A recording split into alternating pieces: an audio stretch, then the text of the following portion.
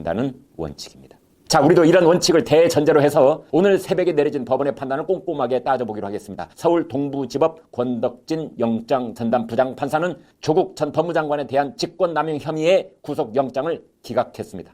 조국 씨는 곧바로 자유의 몸이 되어 풀려났습니다. 법원이 밝힌 구속영장 기각 사유, 그 전문을 한 줄 한 줄 읽어가며 그것이 국민이 이해할 수 있는 내용인지 알아보겠습니다. 영장 기각 사유는 먼저 이렇게 되어 있습니다. 피의자의 주거가 일정함.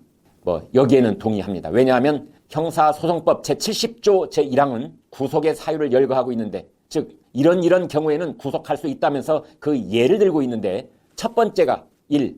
피고인이 일정한 주거가 없는 때라고 되어 있습니다. 따라서 피의자 조국은 서울 방배동에 일정한 주거가 있으므로 구속할 필요가 없다고 법원은 판단하는 것입니다.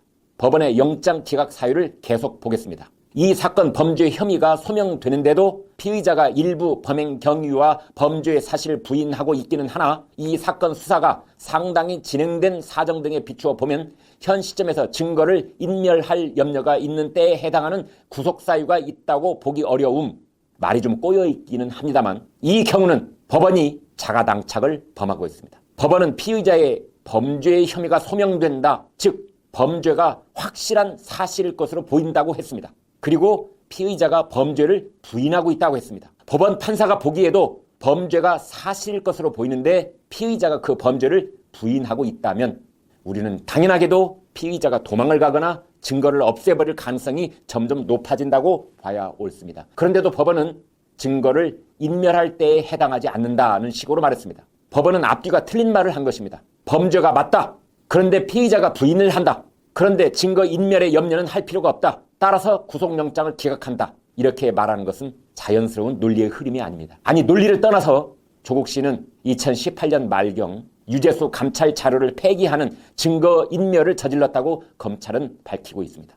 이 법원의 구속영장 기각 사유를 계속 보겠습니다. 약간 길기 때문에 알기 쉽게 좀 잘라서 보여드리겠습니다. 피의자가 직권을 남용하여 유땡땡에 대한 감찰을 중단한 결과 우리 사회의 근간인 법치주의를 후퇴시켰을 뿐만 아니라 국가기능의 공정한 행사를 저해야 한 사정이 있기는 하나, 이렇게 되어 있습니다. 법원은 조국 씨가 직권남용의 죄를 저질렀다고 봤습니다. 법치주의를 후퇴시켰고 국가기능을 저해했다고도 봤습니다. 구속수감의 가장 중요한 사유인 직권남용의 혐의가 있다고 본 것입니다. 그런데 법원은 이것을 스스로 뒤집는 말을 이어갑니다. 영장 기각 사유를 계속 보겠습니다. 피의자의 사회적 지위, 가족관계, 구속 전 피의자 신문 당시의 진술 내용 및 태도, 피의자의 배우자가 최근에 다른 사건으로 구속되어 재판을 받고 있는 점 등과 범행 당시 피의자가 인식하고 있던 유땡땡의 비위 내용, 유땡땡이 사표를 제출하는 조치는 이루어졌고 피의자가 개인적인 이익을 도모하기 위하여 이 사건 범행을 범한 것으로 보이지 않는 점 등에 비추어, 이것은 또 무슨 말입니까? 피의자의 사회적 지위라니요. 아니, 어느 나라 형법에 피의자의 사회적 지위를 따지라고 되어 있습니까? 전직 민정수석에다가 전직 법무장관이고 현직 로스쿨 교수인 사람, 특히 형법 전공 교수는 융승이 대접해드리라고 되어 있습니까?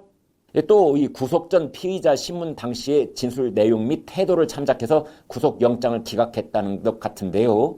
이것은 혹시 영장 판사 앞에서 피의자가 두 손을 모으고 머리를 조아리며 공손한 태도를 보이면 영장을 기각하고 증거와 논리를 내세워 자신의 주장을 밝히면 괘씸죄로 구속한다는 뜻입니까?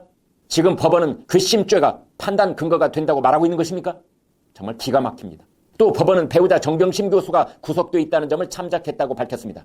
이 대목은 과히 멀지 않은 과거에 부부 모두를 구속시킨 사례가 2차례나 있다는 점을 판사는 잠깐 잊은 것 같습니다. 조국 씨는 판사 앞에서 부부를 구속하면 생계 유지가 곤란해진다고 했다는데 재산이 50억이 넘는 사람들이, 이건 또 무슨 말입니까? 국민들이 실소를 금치 못할 것 같습니다. 또 판사는 조국 씨가 개인적인 이익을 도모하기 위하여 이 사건 범행을 범한 것으로 보이지 않는 점을 고려했다고 했습니다. 아니, 판사는 지금 자다가 봉창을 두들기고 있습니까? 이번 사건은 조국 씨가 재물과 금품을 받았다거나 고위공직을 약속받았다거나 하는 뇌물죄를 따지는 게 아닙니다. 이번 사건의 핵심은 유재수 감찰을 중단한 의혹을 계기로 문재인 정권의 핵심 인사들이 연루된 권력형 비리의 총체적인 난맥상을 국민들 앞에 낱낱이 밝혀내야 한다는 것이었습니다. 그런데 난데없이 개인적인 이익을 도모하지 않았으므로 영장을 기각한다니, 이게 도대체 말이 됩니까? 법원의 영장 기각 사유 끝부분을 보겠습니다. 구속하여야 할 정도로 범죄의 중대성이 인정된다고 보기 어려운 점을 종합해 보면 도망의 염려가 있는 때에 해당하는 구속 사유가 있다고 볼 수 없음. 자, 이 부분이 핵심입니다. 우리나라 형사소송법 제70조 제1항은 구속 사유를 3가지로 밝히고 있습니다. 주거부정, 증거인멸, 도망 염려, 이 3가지입니다. 형사소송법